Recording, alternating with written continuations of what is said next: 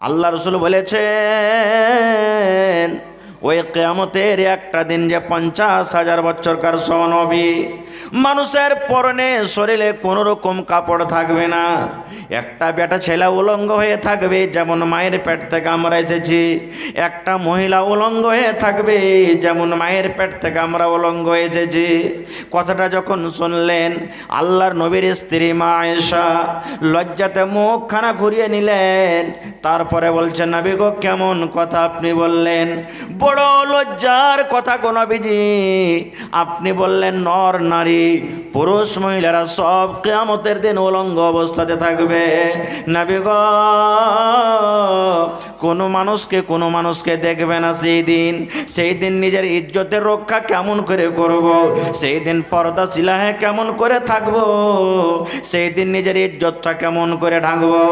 আল্লাহর নবী বললেন, আয়েশা, ওই কিয়ামতের দিনটা এমন কঠিন দিন হবে, ওই কিয়ামতের দিনটা এমন খাতারনাক দিন হবে, কোনো মানুষের দিকে দেখবে না, কোনো মানুষের দিকে তাকাবে না।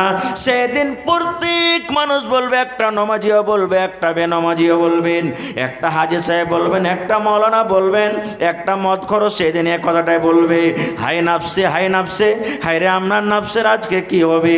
আল্লাহুম্মা সাল্লিম, আল্লাহুম্মা সাল্লিম। আল্লাহ, তুমি আজকে এই কঠিন কিয়ামতের দিন থেকে বাঁচিয়ে নাও। আল্লাহ, আজকে তুমি এই জাহান্নামের আগুন থেকে বাঁচিয়ে নাও। আল্লাহ, আমার হিসাব কিতাব কেমন হবে আল্লাহ তুমি জানো।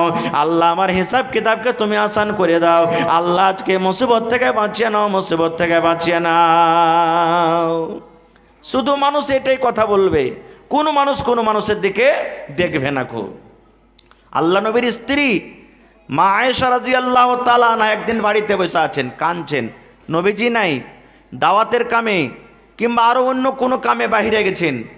বাড়িতে যদি আসছেন, দেখছেন বিবির চোখে পানি, চোখ দিয়ে পানি ঝরছে। আপনি এখান থেকে জালসা শুনে বাড়িতে যাবেন, আপনার স্ত্রীটা যদি বসে বসে বাড়িতে কান্দে, ভালো মানুষ রেখে এসেছেন, আপনি জিজ্ঞাসা করবেন না যে কি হয়েছে তোমার, কেন কাঁদছো? করবেন না? করবেন না? করবেন।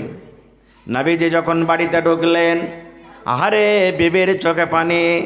আল্লাহর নবী প্রশ্ন করলেন বিবিকে, আয়েশা মা ইউবকিকে, আয়েশা তোমাকে কে কান্দালো? কি কারণে তুমি কান্দো?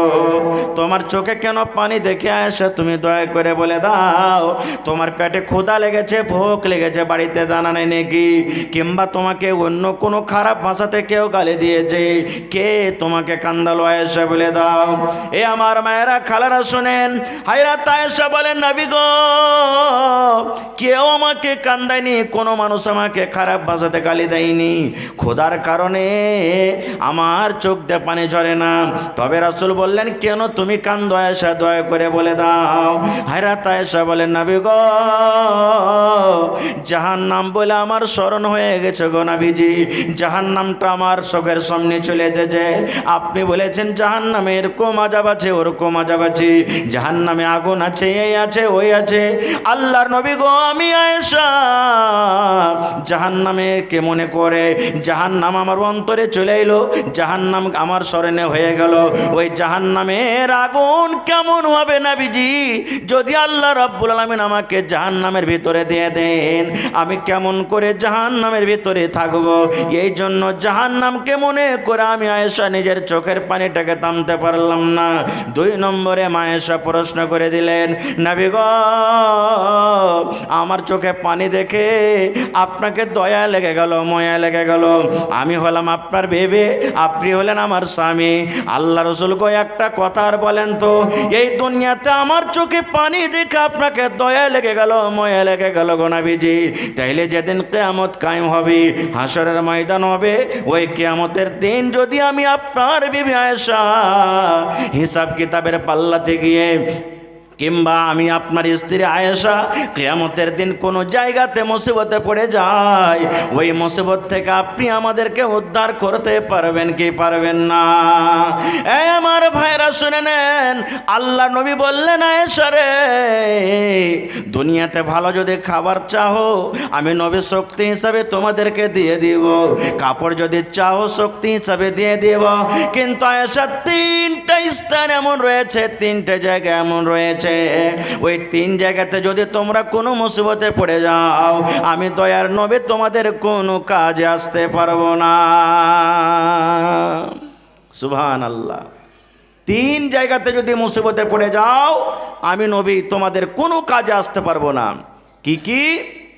আল্লাহ রাসূল সাল্লাল্লাহু আলাইহি ওয়াসাল্লাম বললেন, আয়েশা, তিন জায়গার মধ্যে প্রথম জায়গা হবে মানুষের আমল। আহারে, মানুষের আমল বলতে কি? মানুষের গুনাহ এবং নেকির খাতা।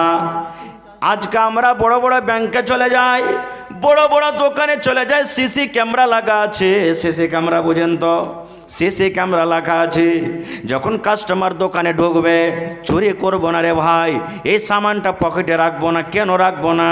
যদি সামানটা আমি চুরি করে নিই, এই দোকানওয়ালাটা আমাকে দেখছে, ধরে নেবে, আমার পরে বিচার হয়ে যাবে, ফাইন হয়ে যাবে। এই মুসলমান, পৃথিবীতে যদি একটা সিসি ক্যামেরা বলে এত ডর এত ভয় হয়, জ্বরের কারণে যদি একটা দোকানের সামান যদি আমরা নিতে না পারি, যেদিন থেকে আমি আপনি জন্ম হয়েছে সেদিন থেকে নেমের পর্যন্ত রব্বুল আলামিন যে আমার আপনার ঘাড়ে দুটা করে ফেরেশতা সিসি ক্যামেরার মতো লাগিয়ে রেখেছেন। আমি চলছি আমার কাছে থাকে, আমি বসে থাকি আমার কাছে থাকে, আমি ঘুমিয়ে থাকি আমার কাছে থাকে, আমি বসে থাকি আরাম করি আমার কাছে থাকে। সব সময়তে সব টাইমে যা আমি করছি আপনি করছেন, এই যে নোট করতে আছে, নোট করতে আছে, একে বলা হয় আমল। এখানটা হলো গুনার পাল্লা, এখানটা হলো নেকির পাল্লা। আল্লাহ রাসূল বলছেন, আয়েশা, যখন মানুষ কিয়ামতের দিন আল্লাহর সামনে দাঁড়াবে, মানুষের পরনে কাপড় থাকবে না, উলঙ্গ হয়ে থাকবে। আয়েশা রে, তুমি পাখিকে দেখো, পাখি উড়ে বেড়ায়, ঠিক এই মতো ওই আমল, ওই গুনাহ এবং নেকির খাতাখান উড়তে উড়তে উড়তে উড়তে উড়তে উড়তে যে নেককার বান্দা হবে, আগা দিক দিয়ে তার ডান হাতে আমল নামা খান পড়ে যাবে। আয়েশা, তুমি জেনে নাও, যার ডান হাতে আমল নামা পড়ে গেল, লোকটা জান্নাতে চলে যাবে রে, জান্নাতি হবে। আর ওই আমল নামা খান যার পিছন থেকে বাম হাতে পড়ে যাবে, সেই লোকটা কিন্তু জাহান্নামী ঘোষণা হয়ে যাবে। নবী বলছেন, আয়েশা, যদি ওই কিয়ামতের দিন বিচারের মাঠে কোনো মানুষের যদি আমল নামা বাম হাতে পড়ে যায়, আমি দয়ার নবী আল্লাহকে এই কথা বলতে পারবো না, মাবুদ, এই লোকটার বাম হাতে আমল পড়েছে, লোকটা জাহান্নামী ঘোষণা হয়েছে, আল্লাহ দয়া করে বাম হাতের আমলখানা তুমি ডান হাতে দিয়ে দাও। আমি বলতে পারবো না। 2 নম্বরে রাসূল বলছেন, মিজান, তারাজু আল্লাহ রাব্বুল আলামিন কায়েম করবেন। একদিকে নেকির পাল্লা ওজন হবে, একদিকে গুনাহ ওজন হবে। আল্লাহ রাসূল বলেছেন, আয়েশা, ওই কিয়ামতের দিন যার নেকির পাল্লা ওজন হবে জান্নাতে চলে যাবে, আর যার গুনার পাল্লা হালকা হবে লোকটা জাহান্নামে চলে যাবে। যে লোকটা জাহান্নামে যাবে, আমি আল্লাহ রাব্বুল আলামিনকে বলতে পারবো না, মাবুদ, যে লোকটা গুনাহ পাল্লা ভারী হয়েছে, দয়া করে আল্লাহ লোকটাকে তুমি জান্নাত দিয়ে দাও, আমি আল্লাহকে বলতে পারবো না। 3 নম্বর স্থান, 3 নম্বর জায়গা হলো পুলসিরাত। পুলসিরাত, তলাতে জাহান্নাম, ওপরে একটা পুল, তাকে পুলসিরাত বলা হয়েছে। যারা নেককার ইমানদার বান্দা হবে, বিজলির কারেন্টের মতন পার হয়ে যাবে। যারা ওর থেকে নেকি কম করবে, কোনো রকম তারা এটকে উটকে তারা পাস করবে। রাসূল বলছেন, বংশের মতো বড় বড় মোটা মোটা আঁকড়া লাগা আছে। যারা গুনাহগার পাপে বান্দা বান্দি হবে, ওরা পুলসিরাত পার করতে পারবে না। ওই যে আঁকড়া লাগা আছে জাহান্নামের ভিতরে, আঁকড়া তার শরীরে টাচ করবে, আর যেমনই শরীরে টাচ করবে সোজা লোকটা জাহান্নামের তলাতে চলে যাবে। রাসূল বলছেন, আয়েশা, এই 3টি জায়গাতে আমি নবী তোমাদের কোনো কাজে আসতে পারবো না। 1 নম্বর হয়ে গেল। এবার বলবেন, যদি মা আয়েশা নবীকে প্রশ্ন করলেন, কিয়ামতের দিন যদি কোনো পেরেশানিতে বিপদে পড়ে যে আপনি বাঁচাতে পারবেন? রাসূল বলছেন না। তো নবীর সাথে হযরত আয়েশার সাথে কত মহব্বত ভালোবাসা ছিল, একটু ভালোবাসাটা একটু খালি একটা হাদিস আপনি শুনেলেন। মা আয়েশা বলেন, আমি দুধ পান করে কিংবা আমি পানি পান করি, দয়ার নবী আমার পাঞ্জরে বসে আছেন, নবীজি আমাকে দেখছেন আমার বিবি আয়েশা গিলাসের কোন জায়গাতে মুখ লাগাইয়ে পানি পান করে, দুধ পান করেন।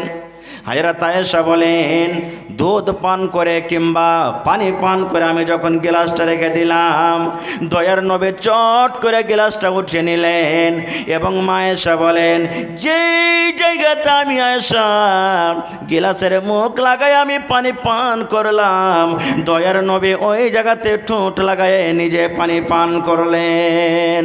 শুধু তা নয়, মা আয়েশা আরও বলেন, আমি হাড্ডি চষে চষে খাই, আমি গোশত ছিঁড়ে ছিঁড়ে খাই। আমার নবী আমার দিকে দেখছেন, আমার বিবি আয়েশা গোশতের হাড্ডির কোন জায়গাতে মুখ লাগাইয়ে গোশত ছিঁড়ে ছিঁড়ে খায়। মা আয়েশা বলেন, যে জায়গাতে আমি দাঁত লাগাই আমি আয়েশা গোশত ছিঁড়ে ছিঁড়ে ছিঁড়ে ছিঁড়ে খাইলাম, তারপর আমি ওই টুকরা পিসটাকে আমি থালাতে রাখলাম, দয়ার নবী চট করে পিসটাকে উঠিয়ে নিলেন। যেই জায়গাতে আমি আয়েশা কামড় দিয়েছি ওই জায়গাতে দয়ার নবী নিজে কামড় দিয়ে গোশত ছিঁড়ে ছিঁড়ে খাইলেন। এত মহব্বত, এত ভালোবাসা। এরকম বিবিকে বলছেন, আয়েশা রে, দুনিয়াতে যদি কিছু চাহার থাকে নিয়ে এলাও, আমি দিয়ে দেব, কিন্তু কিয়ামতের দিন তোমাদের কোনো সাহায্য মদত করতে পারবো না। সুবহানাল্লাহ। তাহলে আমি আপনি কোনোদিন কি চিন্তা ভাবনা করছি? মসজিদে বসে, বাড়িতে বসে, এমনি বসে কোনোদিন জাহান্নাম বলে আমরা কি চিন্তা ভাবনা করেছি? আখিরাত বলে কোনোদিন স্মরণ করেছি? না, কোনোদিন নয়। দ্বিতীয় পয়েন্ট, হযরত আয়েশা বলছেন জাহান্নামের আগুন বলে আমার স্মরণ হয়ে গেল। আর একটা করেন আয়াত চলেন, সূরা তাহরিমে মনে হয় আয়াতটা আছে, আল্লাহ রাব্বুল আলামিন কোরআনে বলেন, ইয়া আইয়ুহাল্লাযীনা আমানু কু আনফুসাকুম ওয়া আহলিকুম নারা। আল্লাহ রাব্বুল আলামিন বলেন, এই ইমানদার বান্দা বান্দিরা শুনে নাও, আমি যে আল্লাহ রাব্বুল আলামিন জাহান্নাম তৈরি করেছি মানুষের জন্য, ওই জাহান্নামের আগুন থেকে তুমি এবং তোমার পরিবার, পরিবার বলতে তোমার মাকে, তোমার বেটিকে, তোমার দাদাকে, তোমার দাদিকে, তোমার বিবিকে, তোমার বেটিকে, তোমার স্ত্রীকে, তোমার পরিবারকে তুমি জাহান্নামের আগুন থেকে বাঁচিয়ে নাও। আল্লাহ বলেন ইমানদারকে। এখানে একটা প্রশ্ন জাগছে, কেন আল্লাহ ইমানদারকে ডাক দিলেন? ওরা তো নেককার। এই কেনের উত্তরটা আজকে দিব না, সময় নাই। তবে আল্লাহ তাবারক ওয়া তাআলা বলছেন যে তোমরা নিজে এবং তোমার পরিবারকে জাহান্নামের আগুন থেকে বাঁচিয়ে নাও। এবার বলবেন, হাজি মৌলানা, জাহান্নামের আগুনটা কেমন হবে? জাহান্নামের আগুনটা কি ধরনের হবে? একটা আর হাদিসের কথা শুনেন। আল্লাহ তাবারক ওয়া তাআলা যখন ফেরেশতাকে, জাহান্নামের দারোগা, জাহান্নামের ফেরেশতাকে আদেশ করলেন, রে ফেরেশতা, যাও আমার জাহান্নামের আগুনকে তেজ করো, গরম করো। সানঝাল যখন না ধরে, ধূর যখন না ধরে, আমরা কি করি? ফুঁক দিই। ফুঁক দিই কি দিনে? ফুঁক দিই, তখন কি হয়? আরও জোরে জোরে আগুন ধরে। আচ্ছা আপনারা বলেন, কোনো দিন কাইদে হাইসে কোদাল দাও যখন ভোতা হয়ে যায় কার বাড়িতে নিয়ে যায়? কামারের বাড়িতে, লোহার বাড়িতে নিয়ে যায়। এবার লোহার কি করে? ওই লোহাটাকে সুন্দর করে কয়লে দিয়ে ভালোভাবে লাল করে গরম করে। তো গরম করতে গিয়ে আগুনটা যখন ধদকা, আগুনটা যখন তেজ করে, তখন কামার মুখে ফুঁক দেয় না ভাতিতে ফুঁক দেয়? ভাতিতে ফুঁক দেয়। আজকে যতটি লোক আমরা বসে আছি, সবাই যদি বলি যে এক ফুঁক দেন, একসাথে সবে ফুঁক দেয়, মাদ্রাসাকে উড়িয়ে দেবো, পারবো? একটা মোবাইলে উড়াইতে পারবো না, মাদ্রাসা দূরের কথা। তো বলবেন, হাজি মৌলানা, ফেরেশতারা জাহান্নামের আগুন, অত বড় জাহান্নাম কেমন করে ধদকাবে? ওর কাছে ফের শক্তি কত, তাকত কত? তাহলে শক্তি কত? একটা মাত্র কোরআন আয়াত আপনাদের সামনে বলি। আল্লাহ রাব্বুল আলামিন কোরআনে বলেন, যেদিন কিয়ামত কায়েম হবে, হাসরের ময়দান হবে, ওই কিয়ামতের দিন বন্ধরে হযরত ইসরাফিল হলেন একজন আল্লাহর ফেরেশতা। এমন জোরে বাঁশিতে ফুঁক দিবে, এমন জোরে সুরে ফুঁক দেবেন, আল্লাহ রাব্বুল আলামিন কোরআনে বলেন, ওয়া তাকুনুল জিবালু কালহিনিল মানফুশ। আল্লাহ বলেন দুনিয়ার মানুষ রে, তোমরা তুলা দেখো যখন বাতাসে উড়ে, আমার ইসরাফিল যখন ফোঁক দিবে, এই যে তোমরা বড় বড় দুনিয়াতে পাহাড় দেখতে পাও, এই পাহাড়গুলা তোলার মতো দুনিয়াতে উড়বে। সুবহানাল্লাহ। তাহলে বুঝে দেখেন কত শক্তিশালী ফেরেশতা হবেন। তো খার যা হোক, আল্লাহ তাবারক ওয়া তাআলা ফেরেশতাকে বললেন যাও জাহান্নামে ফুঁক দাও, জাহান্নামের আগুনকে তেজ করো। আস্তে আস্তে আপনারা চা দেন, যা দেবেন মনে মনে। এটা আমারই। তা আল্লাহ তাবারক ওয়া তাআলা বললেন যাও জাহান্নামকে গরম করো। এবার ফেরেশতারা ফুঁক দিতে লাগলেন, ফুঁক দিচ্ছেন জাহান্নামে। কতদিন? ওরে সুবহানাল্লাহ। আল্লাহ রাসূল বলেন 1 বছর হয়ে গেল, 2 বছর হয়ে গেল, 3 বছর হয়ে গেল, 5 বছর হয়ে গেল, ফুঁক চালিয়ে যায়। একটানাতে জাহান্নামের আগুন ধতকিতে আছে, ফুঁক চালাইতে আছে। এই করতে করতে যেদিন 1000 বছর হয়ে গেল, জাহান্নামের আগুন দাও দাও দাও দাও করে জ্বলতে লাগলো। আগুনের রং লাল হয়ে গেল, লাল হয়ে গেল আগুনের রং। এবার আল্লাহ রাব্বুল আলামিনের ফেরেশতা আল্লাহকে বলেন মাবুদ, আজকে জাহান্নামের আগুনটা আল্লাহ লাল হয়েছে আল্লাহ 1000 বছর পর। আল্লাহ বলেন বান্দারে, এ আমার ফেরেশতারা শুনে নাও, এখনো আমার জাহান্নামের আগুন তৈরি হয়নি রে। আমি আমার পাপী গুনাহগার বান্দা বান্দিরাকে শাস্তি দিব, এখনো আযাব আমার তৈরি হয়নি, এখনো আগুন তৈরি হয়নি। যাও যাও যাও যাও, আরো 1000 বছর পর্যন্ত তোমরা ফুঁক চালাইয়া যাও। আবার ফেরেশতারা ফুঁক দিতে শুরু করলেন। ফুঁক দিতে দিতে দিতে দিতে দিতে দিতে যেই দিন 2000 বছর হয়ে গেল, সেই দিন এই যে আপনার মার্কারি জ্বলে, এই মার্কারির মতো আগুনটাই একবারে সাদা হয়ে গেল। এবার ফেরেশতারা আল্লাহ রাব্বুল আলামিনকে বলেন আল্লাহ, আজকে 2000 বছর পূর্ণ হয়ে গেল মাবুদ। 2000 বছর পূর্ণর সাথে সাথে আল্লাহ জাহান্নামের আগুনের রং সাদা হয়ে গেল।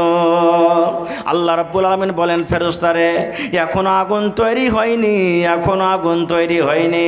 যাও তোমরা আরো ফুঁক চালাইয়া যাও, আরো তোমরা ফুঁক দাও, আরো তোমরা ফুঁক দাও, আরো 1000 ফুঁক দাও। এবার ফুঁক দিতে দিতে দিতে দিতে যেই দিন 3000 বছর পূর্ণ হয়ে গেল, এই যে রাত আমরা দেখতে পাই, ঘুট ঘুট ঘুট ঘুট ঘুট আন্ধারি রাত, একবারে কালো কয়লার মতো, ওই আগুনের রং একবারে কালো হয়ে গেল। এমন কালো হয়ে গেল, জাহান্নামের ভিতরে কত লোক আছে, কত মানুষ আছে, কেউ কাউকে দেখতে পাই না, আন্ধার ঘুট ঘুটে রাতের মতো হয়ে গেল। এবার আল্লাহ রাব্বুল আলামিন বলেন ফেরেশতারে, এখন আমার আযাব রেডি আছে রে, এখন জাহান্নাম রেডি আছে, এখন আমার আগুন রেডি আছে। আমার কথা যে মানবে না, আমার কথা মতো যে জীবনটা কাটবে না, নিজের মন মতন যে জীবন কাটবে, আমি আল্লাহ রাব্বুল আলামিন আমার এই আযাবে জাহান্নামের ভিতরে তাকে ভরব। আল্লাহ সেই কোরআন মাজিদের মধ্যে আগুনের কথা বলছেন বান্দা বান্দিরে, এই আমার ইমানদার বান্দা বান্দিরা, কু আনফুসাকুম ওয়া আহলিকুম নারা, ওই ভয়াবহ আগুন, খাতারনাক আগুন থেকে তুমি নিজে বাঁচো এবং তোমার পরিবারকে জাহান্নামের আগুন থেকে বাঁচিয়ে নাও। আল্লাহ রাব্বুল আলামিন কোরআনে বলেন। এবার বলবেন মাওলানা জাহান্নামটা কত বড়? কত বড় বলবো না, শুধু গর্তটা কত বড় হবে। এই গর্তের একটা কথা হাদিস শোনেন। নবীজি একদিন বসে আছেন, আপনারা যেমন আজকে জালসা শুনছেন, সাহাবায়ে কেরামের দল আছে, তাল গাছ থেকে যেমন পড়ে ধম করে আওয়াজ হয়, এরকম একটা ধম করে আওয়াজ হলো। নবীজি বলছেন সাহাবীদেরকে, হা গো তোমরা কি কিছুর আওয়াজ শুনতে পেয়েছ? জি নবীজি শুনলাম। তা আওয়াজটা কোথা থেকে এলো তোমরা কি বলতে পারবে? সাহাবীরা বলছেন না, বলতে পারবো না, আওয়াজটা কোথা থেকে এলো আমরা জানি না। আল্লাহ রাসূল সাল্লাল্লাহু আলাইহি ওয়াসাল্লাম বললেন, রে আমার সাহাবীর দল তোমরা শুনে নাও, আজ থেকে 70 বছর আগে আল্লাহ রাব্বুল আলামিন জাহান্নামের উপরে একটা পাথর ঢেলেছিলেন। ওই জাহান্নামের ভিতরে পাথরটা ছেড়ে দিয়েছিলেন। ওই পাথরটা তলাতে যেতে আছে, যেতে আছে, যেতে আছে, যেতে আছে, একটানাতে 70 বছর পর আজকে জাহান্নামের তলাতে লাগলো। ওই জাহান্নামের তলাতে লাগার কারণে আজকে ধমকের আওয়াজ এলো। এবার বলেন বন্ধুরে, এখান থেকে দিল্লি মোটামুটি 1000 কিলোমিটার, বোম্বাই যদি চলে যাবেন মোটামুটি 1500-2000 কিলোমিটার। 2 দিন 3 দিনকার সফরে যদি মানুষ এত দূর চলে যায়, 3 দিনে এত দূর চলে যায়, কত জায়গাতে ট্রেন দাঁড় হয়, কত জায়গাতে ট্রাফিক আছে, কত জায়গাতে কত ঘন্টা ট্রেন দাঁড় হয়ে থাকে। তারপরও যদি 2-3 দিনে এত দূর চলে যায়, যেই পাথরটাকে আল্লাহ জাহান্নামে দিয়েছেন, ওখানে কোনো ট্রাফিক নাই, ওখানে কোনো জাম নাই, ওখানে কোনো রাস্তা কোনো ছোট নাই, পাথরে একটানাতে নিজের চালে তলে যেতে আছে। ৭০ বছর যদি একটানাতে পাথর তলে যেতে থাকে, বলেন সে জাহান্নামের গর্তটা কত বড় আছে। আল্লাহ রব্বুল আমিন বলছেন, বান্দা বান্দেরে, ওই জাহান্নাম থেকে তুমি এবং তোমার পরিবারকে জাহান্নামের আগুন থেকে বাঁচিয়ে নাও। কিভাবে বাঁচাবেন? জাহান্নাম থেকে কিভাবে বাঁচাবেন? কয়েকটা বাঁচার রাস্তা আছে, মাত্র 2টা রাস্তা আপনাদেরকে বলছি। নামাজ, রোজা, হজ, যাকাত তো করতে হবে, তার মধ্যে একটা রাসূল বলেছেন, আরে আমার উম্মত, বেশি বেশি করে তোমরা দান যদি করতে না পারো, গরিব মানুষ, একটা খাজুর দান করি তোমরা দান করো, আর ওই খাজুরটা দান করি তোমরা জাহান্নামের আগুন থেকে তোমরা বেঁচে যাও। এখন তো এই যুগে খাজুর নাই, বা আমরা খাজুরের চাষ করি না। এখন ওই হাদিসটাকে সামনে রেখে বর্তমান যুগে এটাই মনে করেন যে আল্লাহ তাবারাক ওয়া তাআলার রাসূল বলতে চাইছেন, পৃথিবীর মানুষ, আমার উম্মতেরা, 1 টাকাই সহি, 1000 5000 করতে না পারো, 1 টাকাই সহি, ওই 1 টাকাই নেকি মনে করে দান করে নিজকে জাহান্নামের আগুন থেকে বাঁচাও। তাইলে বোঝা গেল এই দানটা কত বড় পাওয়ারফুল ইবাদত, যে আপনাকে জাহান্নামের আগুন থেকে দানে বাঁচিয়ে নেবেন। কত লোক বলে, মৌলবীরাকে খালি দান দিয়ে দে না, তখন দেখ যে জান্নাতে হুড়িয়ে পাঠিয়ে দেবে একবারে ঠেলে। ভুল কথা, এটা হাদিসের কথা, এটা কোনো গল্প কেসা কাহিনী নয়। এবং জাহান্নাম থেকে বাঁচার একটা মন্ত্র শেখাচ্ছি আপনাদেরকে।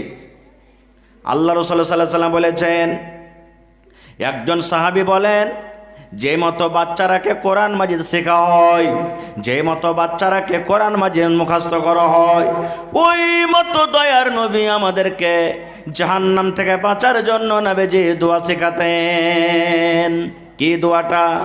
আল্লাহুম্মা ইন্নী আউযু বিকা মিন আযাবি জাহান্নাম। পড়েন দোয়াটা, আল্লাহুম্মা ইন্নী আউযু বিকা মিন আযাবি জাহান্নাম। আল্লাহ, যেদিন আমি মরে যাব, কিয়ামত কায়েম হবে মাবুদ, ওই কিয়ামতের দিন আল্লাহ তুমি জাহান্নামের আযাব থেকে তুমি আমাকে বাঁচিয়ে নিও। ছোট্ট দোয়া। কখন দোয়াটা পড়বেন?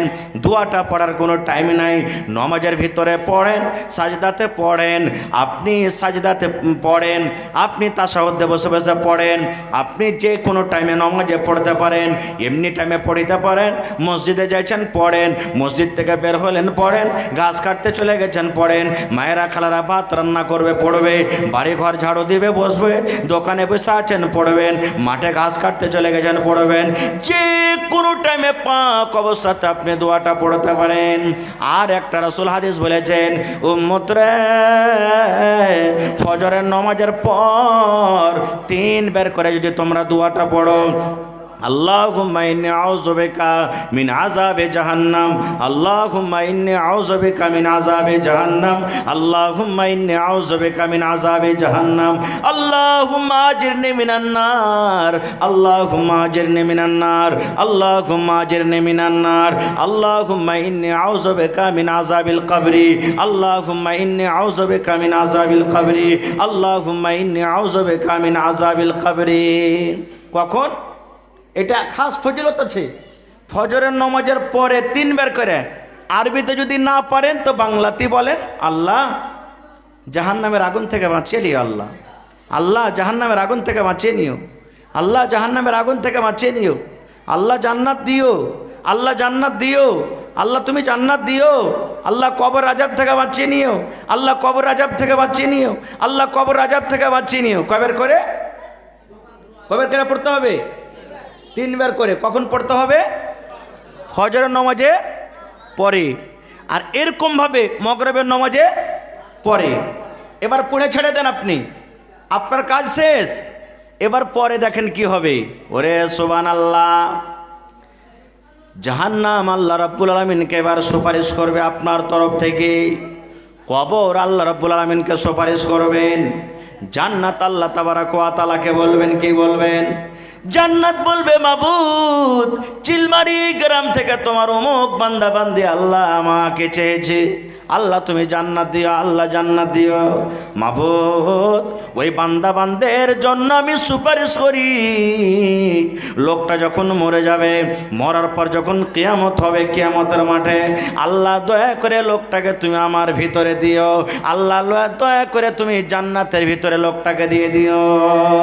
কবর বলবে আল্লাহ, এরকমভাবে জাহান্নাম আল্লাহকে বলবে, মাবুদ আমার কাছ থেকে পানা চেয়েছে রব্বুল আলামিন, আল্লাহ তুমি কবর আযাব থেকে বাঁচিয়ে নিও, জাহান্নামের আগুন থেকে বাঁচিয়ে নিও রব্বুল আলামিন। ওই লোকটা যখন মরে যাবে, কবর বলবে আমার ভিতরে যখন আসবে, আল্লাহ দয়া করে লোকটাকে আমার আযাব থেকে তুমি বাঁচিয়ে নিও। এরকমই জাহান্নাম বলবে, আল্লাহ যেদিন কিয়ামত কায়েম হয়ে যাবে, হাসরের ময়দান হবে, ওই কিয়ামতের দিন রব্বুল আলামিন দয়া করে আল্লাহ যে ওই লোকটাকে তুমি আমার আযাব থেকে বাঁচিয়ে নিও। সুপারিশ করবেন আর আল্লাহ তাদের সুপারিশ কবুল করবেন। আচ্ছা, আপনাদের বিশ্বাস হয়েছে যে জাহান্নাম কথা বলবে? বিশ্বাস হয়েছে?